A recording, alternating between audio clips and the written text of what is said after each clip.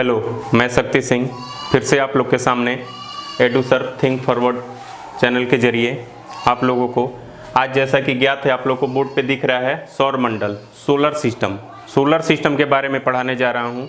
अब तक हम लोग देख पाए हैं कि मैं जीके का क्वेश्चन बता रहा था, लेकिन मैं आज आप लोग को सोलर सिस्टम से बहुत सारे प्रश्न आते हैं हर एग्जाम में। सोलर सिस्टम क्या है, सोलर सिस्टम की उत्पत्ति कैसे हुई है, इन सब चीज़ों के बारे में जानेंगे। इसमें कितने ग्रह हैं, कौन सा ग्रह कैसा है, इन सब चीज़ों के बारे में हम जानेंगे। तो हम सबसे पहले शुरू करते हैं सोलर सिस्टम। देखिए सोलर सिस्टम क्या है। सोलर सिस्टम ये हमारे ब्रह्मांड का एक हिस्सा है। हमारे गैलेक्सी मंदाकिनी गैलेक्सी जो है उसका एक हिस्सा है सोलर सिस्टम। इसकी उत्पत्ति के आधार पर अलग अलग वैज्ञानिकों ने, जो खगोलविद हैं, उन्होंने अलग अलग जानकारी दी है। इसकी उत्पत्ति कैसे हुई, कब हुई, इसके बारे में सब लोगों ने अलग अलग जानकारी दी है। तो सोलर सिस्टम की उत्पत्ति जो हुई है ना, वो किसी वैज्ञानिक ने दिया कि वो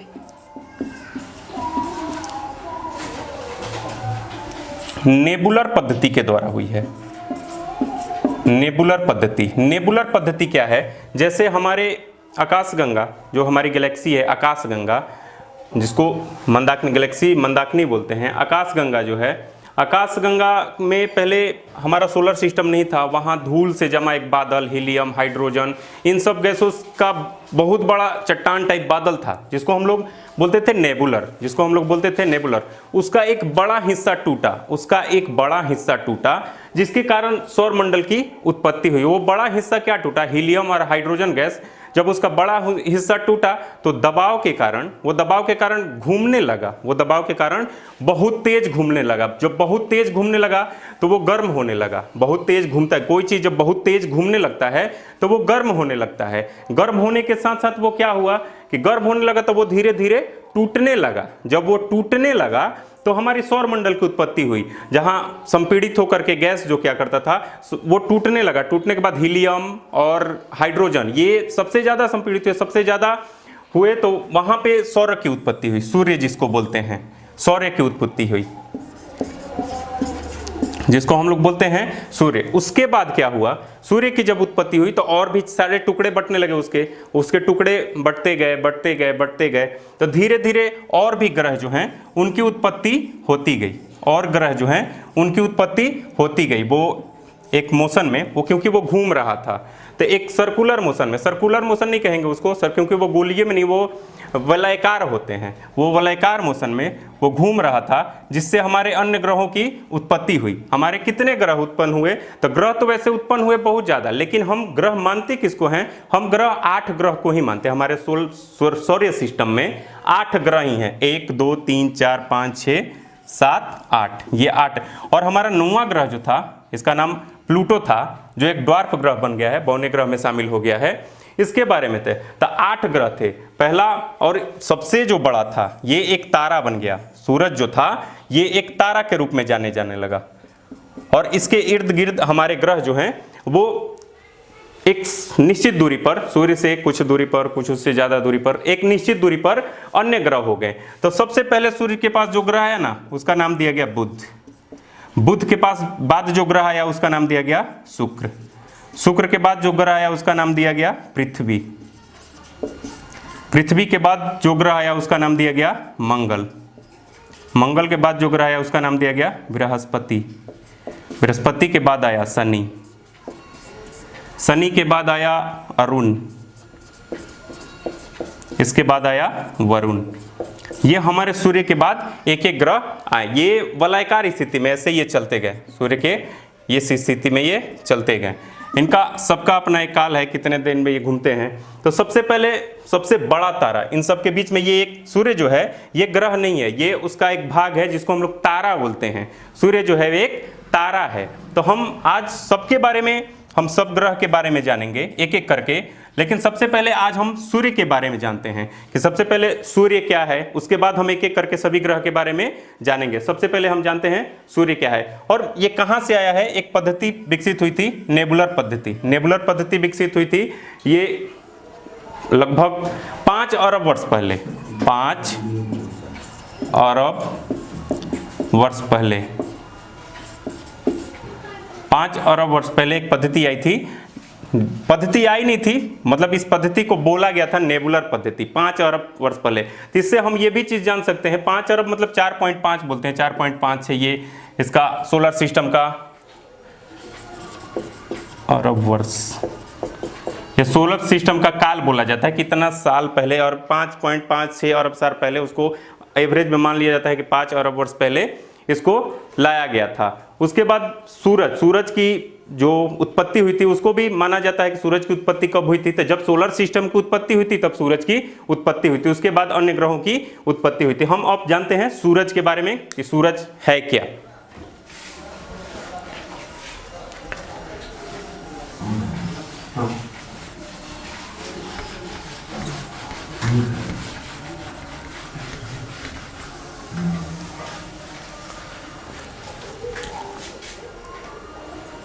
सूरज जो है हीलियम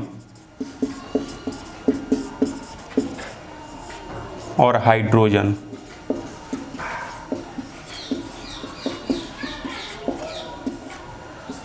इन दो गैस, ये जो गैस हैं ये सबसे ज्यादा सूर्य में है, हीलियम और हाइड्रोजन। जब बाकी सभी गैस को मिला करके सूर्य है, इसमें और सारे गैस है, निकेल भी है, आयरन भी है, सब कुछ है, लेकिन हीलियम और हाइड्रोजन, इसमें हीलियम और हाइड्रोजन ये सबसे अधिक मात्रा में, सूरज में सबसे अधिक मात्रा में हीलियम और हाइड्रोजन ही है। देखिए सूर्य जो है हीलियम और हाइड्रोजन ये दो गैस है, इन दो गैसों को मिला करके ये एक गोले के समान है, आग के गोले के समान है। ये हीलियम और हाइड्रोजन, हीलियम कितना है, हाइड्रोजन कितना है। हीलियम जो है ना, हाइड्रोजन आपका 74% है सूर्य में, और हीलियम जो है ना वो 24% है। इसके अलावा जो भी बचता है ना वो जो है वो गैस है, बाकी अदर मटेरियल्स हैं वो सब सूर्य में निहित हैं। तो हाइड्रोजन कितना परसेंट है, 74%, और ये दोनों का, हाइड्रोजन और हीलियम का गोला है सूर्य, विशाल गोला है। और ये क्या करते हैं, इसके क्रोड़ में ये दोनों फ्यूजन करते हैं, हीलियम और हाइड्रोजन फ्यूजन करते हैं, और धीरे धीरे फ्यूजन करके ये ऊर्जा उत्पन्न करते हैं। फ्यूजन करके क्या करते हैं, ये ऊर्जा उत्पन्न करते हैं। किसके द्वारा, नाभिकीय विक्रियन के द्वारा, न्यूक्लियर फ्यूजन जो बोलते हैं, न्यूक्लियर फ्यूजन के द्वारा, ये नाभिकीय विलयन के द्वारा ये ऊर्जा उत्पन्न करते हैं, और वो ऊर्जा हमारे पृथ्वी तक आती है। सूर्य की जितनी ऊर्जा निकलती है ना वो सारी ऊर्जा हमारी पृथ्वी तक नहीं आती है। वो 15% ऊर्जा जो होती है, 15% ऊर्जा जो होती है वो अंतरिक्ष में रह जाती है। आप लोग समझ रहे होंगे कि 15% ऊर्जा जो होती है अंतरिक्ष में रह जाती है। 30% ऊर्जा जो होती है, 30% जो ऊर्जा जो होती है वो पानी को भाप बनाने के काम में आती है, पानी को भाप बनाने के काम में आती है। सूर्य का इतना ऊर्जा 15% जो होता है अंतरिक्ष, जैसे ही वो ऊर्जा आती है ना तो 15% जो होती है वो अंतरिक्ष में रह जाती है, और बहुत सारी ऊर्जा और जितनी ऊर्जा है वो पेड़ पौधे अवशोषित कर लेते हैं। इसी के कारण देखते हैं अभी हम क्या होते हैं, पेड़ पौधे की कटाई ज़्यादा मात्रा में हो रही है, पेड़ पौधे ज़्यादा कट रहे हैं, उसी के कारण बस हमें गर्मी ज़्यादा झेलनी पड़ रही है। पहले क्या होते थे ना, ऊर्जा आती थी ना तो पेड़ पौधे अवशोषित करते थे, पानी वर्षा होती थी तो भाप बनाने में ऊर्जा का काम आता था, फिर अंतरिक्ष में रह जाता था। अब क्या होता है, तो न भाप बनाने में ऊर्जा की काम आती है, न ही पेड़ पौधे हैं, ये सब खत्म होते जा रहे हैं धीरे धीरे। तो वो क्या हो रहा है ना कि ऊर्जा डायरेक्ट हम तक आ रही है, इसलिए हमें गर्मी ज़्यादा लग रही है, हम लोगों को गर्मी की आभास ज़्यादा हो रही है। कुछ एरियाज में ज़्यादा गर्मी की आभास होती है, कहीं वर्षा ज़्यादा होती है। तो ये सूर्य जो है वो हीलियम और हाइड्रोजन का एक गैसीय गोला है, ठीक है, जिसमें 24% हीलियम और 74% हाइड्रोजन होता है। इन दोनों का विलयन जब होता है ना तो हमें ऊर्जा की प्राप्ति होती है। आया समझ में? आगे देखते हैं और इसको मिटाते हैं। आज हम लोग सूर्य के बारे में देख रहे हैं, धीरे धीरे हम लोग अन्य नवग्रह जो भी हैं उनके बारे में देखेंगे। देखिए सूर्य जो है ना ये हमारे सौरमंडल का केंद्र माना गया है, हमारे ब्रह्मांड का केंद्र माना गया है। लेकिन 140 ईस्वी में, सॉरी 140 ईस्वी में, 140 ईस्वी में टॉलमी, 140 ईस्वी में टॉलमी ने ये बताया था, सॉरी 140 ईस्वी, हाँ टॉलमी ने ही ये बताया था कि पृथ्वी जो है ना वो हमारे, पृथ्वी जो है ना वो केंद्र है। टॉलमी ने बताया था कि पृथ्वी जो है वो केंद्र है, 140 ईस्वी में बताया था। बट कॉपरनिकस, कालांतर में एक साइंटिस्ट हुए कॉपरनिकस, 1543 ईस्वी में, उन्होंने 1543 ईस्वी में टॉल्मी ने बताया था कि पृथ्वी केंद्र है, लेकिन 1543 ईस्वी में कोपरनिकस ने यह बताया कि पृथ्वी केंद्र नहीं है हमारे सौरमंडल का, पृथ्वी केंद्र नहीं है, जो केंद्र है वो हमारे सौरमंडल का सूर्य है, पृथ्वी केंद्र नहीं है। सौरमंडल का केंद्र कौन सा है, इन्होंने बताया, कौन बताया, कोपरनिकस ने। आप लोग पेन डाउन करते चल सकते हैं, पेन डाउन मतलब लिखना, आप लोग लिखते जा सकते हैं ताकि याद रहे, क्योंकि ऐसे ऐसे क्वेश्चन जो होते हैं ना वो हमेशा एग्जाम में आते हैं। तो 140 ईस्वी में टॉल्मी, क्लाउडियस टॉल्मी इनका पूरा नाम था, इनका जन्म हुआ था 100 ईस्वी में और देहांत हुआ था लगभग 170 ईस्वी में। इसी बीच इन्होंने 140 ईस्वी में बताया था कि जो पृथ्वी जो है वो अरस्तु, आप कहीं कहीं देखिएगा अरस्तु भी बोलते हैं, लेकिन टॉल्मी ने ये बताया ना कि पृथ्वी जो है वो केंद्र है, हमारे ब्रह्मांड का केंद्र है पृथ्वी। लेकिन 1543 ईस्वी में कोपरनिकस ने इसकी जानकारी दी। कोपरनिकस 1543 में इनका देहांत भी हुआ था, कहीं कहीं 1540 भी देता है, ठीक है। तो कोपरनिकस ने यह बताया कि जो हमारे सौरमंडल का केंद्र है वो पृथ्वी नहीं है, वो सूर्य है। पहले था कि पृथ्वी के चारों ओर सभी घूम रहे थे, किसके अनुसार, टॉल्मी के अनुसार, लेकिन कोपरनिकस के अनुसार सूर्य के चारों ओर बाकी अन्य ग्रह घूम रहे हैं, यह बताया कोपरनिकस ने। सूर्य जो है इसके व्यास के बारे में बात करते हैं। व्यास आप लोग समझते होंगे, त्रिज्या से दुगना व्यास आप लोग समझते होंगे। सूर्य का व्यास जो है, सूर्य का व्यास 13,90,000, 13 लाख, कहीं कहीं 92,000 भी होता है, आप लोग नोट डाउन कर सकते हैं। 13,90,000 किलोमीटर ये इसका व्यास है, जो पृथ्वी के व्यास का 13,90,000 किलोमीटर, जो पृथ्वी के व्यास का लगभग 109 गुना, पृथ्वी के व्यास का 109 गुना होता है। सोचिए पृथ्वी से कितना बड़ा है सूर्य। सूर्य जो है सबसे बड़ा तारा है हमारे सौरमंडल का, पृथ्वी से 109 गुना ज्यादा बड़ा है। इसका व्यास कितना है, 13,90,000, 13,90,000 किलोमीटर इसका व्यास है, और ये पृथ्वी से लगभग 109 गुना बड़ा है। अब उसके बाद बात करते हैं कि ये क्या कार्य करता है। इसका व्यास के साथ साथ इसके द्रव्यमान के बारे में बात कर लेते हैं। जब व्यास है तो इसका द्रव्यमान भी होगा। आप लोग नोट करते चलेंगे, अगर हम धीरे धीरे पढ़ा रहे हैं उतना फास्ट नहीं, आप लोग नोट करते चलेंगे। नोट करते दरमियान आप लोग ये देखेंगे कि हाँ वो आप लोग के दिमाग में रहेगा, कहीं आप लोग भूल गए तो आप लोग के दिमाग में रहेगा। पृथ्वी का जो द्रव्यमान है ना, द्रव्यमान पूरे सौरमंडल के द्रव्यमान का 99.8% जो होता है इसका द्रव्यमान है, पूरा सौरमंडल के द्रव्यमान का। सोच लीजिए कि 99.86 भी आप लोग बोल सकते हैं, इसको पूरा नहीं तो 99 भी बोल सकते हैं। सोच लीजिए कि 100% अगर सौरमंडल है तो 99.86% अकेले सूर्य का द्रव्यमान है, और बाकी ग्रह जितने हैं, बाकी 9 ग्रह हैं, सॉरी 8 ग्रह हैं। 9वां ग्रह जो था प्लूटो, उसको 2006 में ड्वार्फ ग्रह बोल दिया गया, बौने ग्रह के में उसको शामिल कर लिया गया। तो सूर्य जो है 99.86% इसका अकेले का द्रव्यमान है, बाकी ग्रह जो हैं उसमें शामिल हैं, ठीक है। उसके बाद हम लोग ये देखते हैं, ये द्रव्यमान कुल सौरमंडल के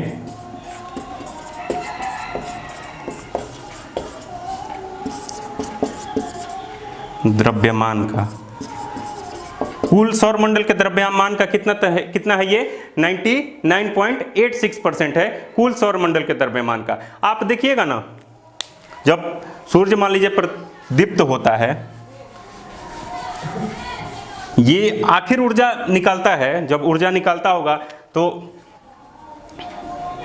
ये सबसे सेंटर में ना, ये सेंटर है, और यहाँ भाग जरूर यहाँ का ऊर्जा ज़्यादा होता होगा, यहाँ जो गर्मी होती ज़्यादा होती होगी और यहाँ गर्मी कम होती होगी।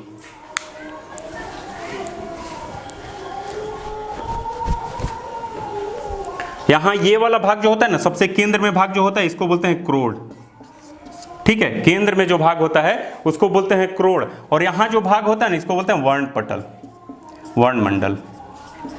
जब हमारा हाइड्रोजन और हीलियम रिएक्ट करता है, दोनों आपस में मिलता है, तो वहाँ से बहुत अधिक ऊर्जा उत्पत्ति होती है। बहुत अधिक ऊर्जा उत्पत्ति होने के साथ साथ यहाँ पे क्रोड में तापमान सबसे ज़्यादा होता है। क्रोड में तापमान लगभग 1,56,56,00,000 डिग्री होता है, डिग्री सेल्सियस। 1,56,00,000 डिग्री सेल्सियस होता है करोड़ में, सूर्य के करोड़ में जो तापमान होता है 1.56 करोड़, मतलब 1,56,00,000 डिग्री सेल्सियस, वही यहाँ पे आते आते हमारे वर्णमंडल पे आते आते जहाँ हम वो दीप्तिमान सूर्य को देखते हैं, जहाँ वो सूर्य हमें दीप्तिमान दिखता है, वहाँ आते आते इसका तापमान हो जाता है 6000 डिग्री सेल्सियस। फिर भी ये सोच लीजिए कितना गर्म है, 6000 डिग्री सेल्सियस। 6000 डिग्री सेल्सियस बहुत ही ज़्यादा होता है, 6000 डिग्री सेल्सियस बहुत ज़्यादा होता है,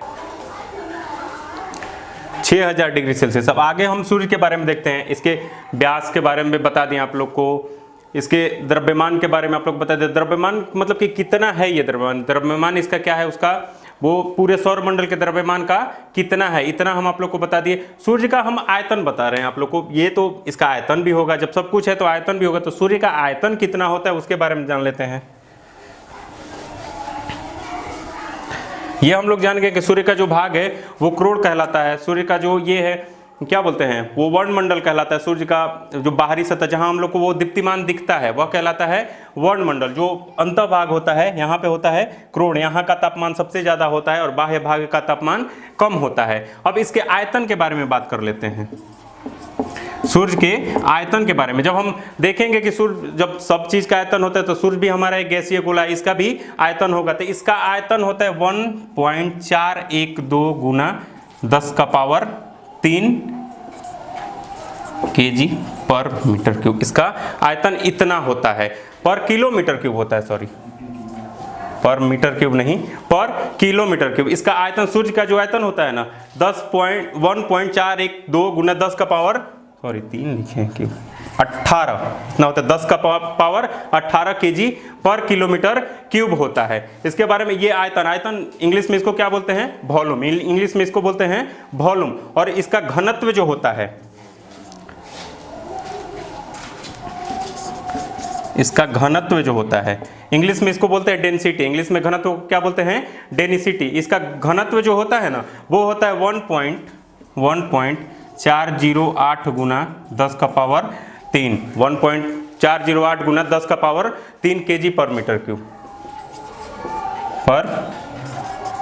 मीटर क्यूब इसका घनत्व होता है। उसका घनत्व कितना होता है, इतना। और ये सॉरी यहाँ kg नहीं लगा रहता है, गलती से लग गया है, यहाँ बस किलोमीटर क्यूब होता है, कहीं कहीं गलती से लिखा जाता है। घनत्व होता है kg पर मीटर क्यूब में। अब ये सूर्य क्या करता है, सूर्य का आयतन इतना है, घनत्व इतना है, पृथ्वी का घनत्व इससे बहुत ज़्यादा कम है, आयतन इससे बहुत ज़्यादा कम है। मतलब आयतन ना ये 13 लाख गुना ज़्यादा है, ये आयतन जो है ये पृथ्वी से 13 लाख गुना पृथ्वी के आयतन से, ये पृथ्वी का वॉल्यूम से ये 13 लाख गुना ज्यादा है, ठीक है। अब उसके बाद फिर सूर्य जब ये आयतन घनत्व देता है तो ये बिजली प्रकाश, जैसे हम लोगों को कोई बल्ब जलाते हैं वो बिजली भी देता है, तो सूर्य जो वो 1 वाट में बिजली देता है, कितना वाट बिजली देता है, तो ये सूर्य जो है 3.85 वाट, ये 3.85 वाट, ये क्या होता है कि 3.85 वाट गुना 10⁻16 इतना वाट बिजली देता है, इतना वाट बिजली हमारा सूर्य देता है। कितना देता है, 3.85 गुना 10⁻16 वाट। इतना वाट जो होता है वो पृथ्वी को, सूर्य से बिजली निकलती है, ऐसे 100 वाट का बल्ब जलते देखे होंगे तो सोचिए कितना तेज जलता है। तो जब ये 3.85 गुना 10⁻16 वाट बिजली देता है तो सोचिए ये कितना देता होगा। इसी तरह मान लीजिए आज हम लोगों ने देखा सूर्य के बारे में, और अगले क्लास में हम लोग क्या देखेंगे, सौरमंडल के बाकी 8 ग्रह के बारे में हम जानेंगे, ऑफ ड्वार्फ ग्रह के बारे में जानेंगे, एस्ट्रॉयड के बारे में जानेंगे, इन सब के बारे में हम अगले क्लास में जानेंगे। अभी के लिए धन्यवाद, थैंक यू।